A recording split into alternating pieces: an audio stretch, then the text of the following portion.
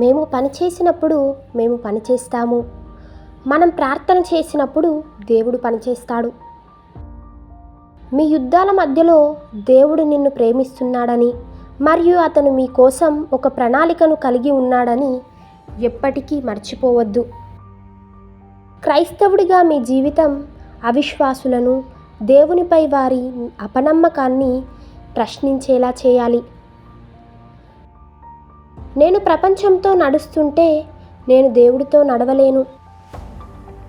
అసాధ్యమైన అబద్ధాల కోసం దేవుడిని నమ్మండి. అతని విభాగం మన పని మన వంతుగా చేయటమే, మిగిలినది ప్రభువు చేయనివ్వండి. మోషే 40 ఏళ్ళు తను ఎవరో అనుకొని గడిపాడు. 40 ఏళ్ళు నేర్చుకుంటున్న అతను ఎవరో కాదు. మరియు ఎవ్వరితోనూ దేవుడు ఏమి చేయగలడో 40 సంవత్సరాలు కనిపెట్టాడు.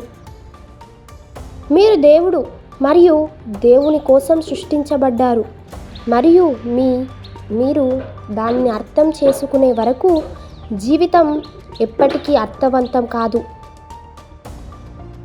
గతాన్ని భగవంతుని దయకు, వర్తమానాన్ని అతని ప్రేమకు మరియు భవిష్యత్తును అతని సంరక్షణకు విశ్వసించండి. 100 మంది పురుషులలో ఒకరు బైబిల్ చదువుతారు, మిగిలిన 99 మంది క్రైస్తవులు చదువుతారు. అతను పెరగాలి కానీ నేను తగ్గాలి. ఎల్లప్పుడూ సువార్తను ప్రకటించండి మరియు అవసరమైనప్పుడు పదాలను ఉపయోగించండి.